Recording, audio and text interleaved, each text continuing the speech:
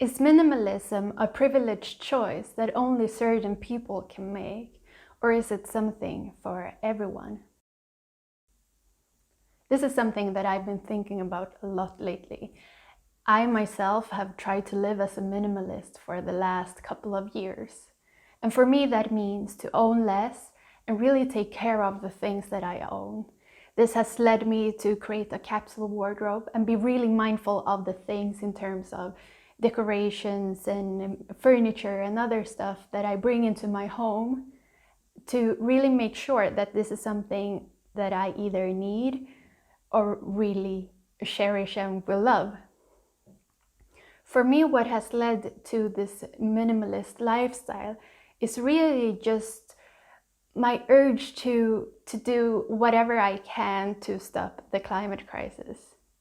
This means that I, since many years back, have stopped buying fast fashion, and I started to support small and local businesses instead, only buying ethically produced clothes, and also starting to make my own clothes from thrifted fabrics and other fabrics that I bought.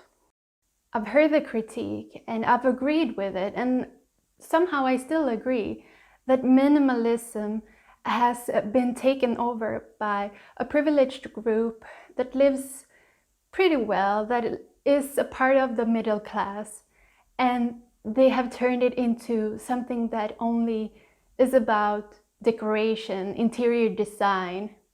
And coming from Sweden, I was born in Sweden, I was raised in Sweden by Chilean parents. I've grown up in this idea of Scandinavian minimalism, being very light furniture, light walls or white walls, very airy and bright, high ceilings, you know, all of that. And that is a style that I really love. But I think minimalism is too important to be reduced to only cover that part of our lives. Minimalism should be seen as a philosophy and a way of living rather than just a decoration style.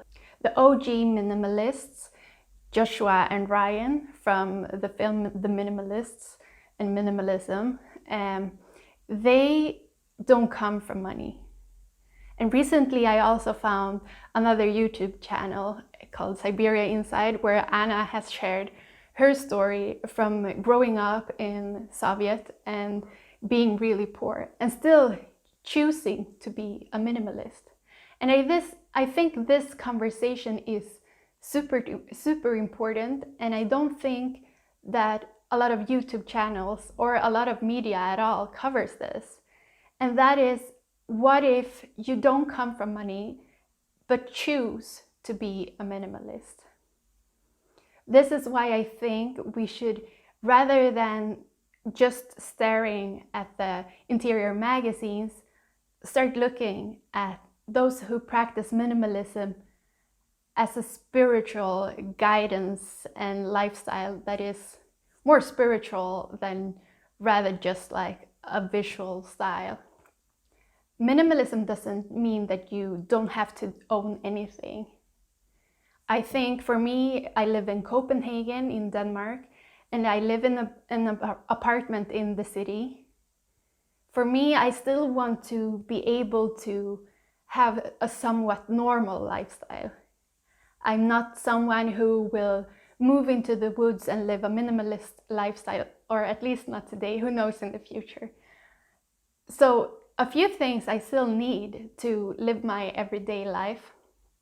And just as an example, I recently bought a new saddle for my bike because the one I had was too broken, and when it rained, which it does a lot during winter here in Denmark, it was soaking wet, and whenever I biked to my job, I had wet pants. So for me, it made sense to buy a new saddle to my bike in order not to have wet pants. But I haven't bought, for instance, a winter cover for my bed, a duvet, because I can use the one that I have and just add 1 or 2 blankets on top of it. A few years ago, I would run to the store and think that this is something that I need. I need to buy it because it's something that I don't have, and I wouldn't question that feeling or that impulse to just go buy things. I think it's important that we start talking about minimalism and lifestyle choices in terms of what class you grew up in and what stereotypes, and have more of a political perspective on minimalism. If we all try to be more mindful of what we consume, we will slowly maybe make a little dent in the overall consumption pattern that the Western world has these days, and that is absolutely devastating for our planet. So if you are someone who is living a good life, maybe you are like me, you have an apartment, you have maybe a job that covers the rent and whatever, and you feel you are pretty much in a good place, maybe you should start questioning what choices you make in terms of consumption. I will never be someone that will say that minimalism is for everyone, and I will always respect those who come from poorer backgrounds and feel an urge to really keep things that they own because maybe they come from a background where they didn't own very much or very little. As an example, I have a relative who grew up very poor. She's older than me, and she keeps things that she finds because it gives her a sense of security, and she thinks it's insane that people throw out working stoves or fridges or whatever, maybe because they didn't fit their style or they're just making a renovation that maybe isn't really needed.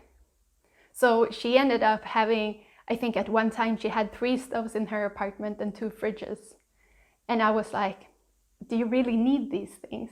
But maybe she does. Maybe it's not about having the ability or being there to start getting rid of things or stop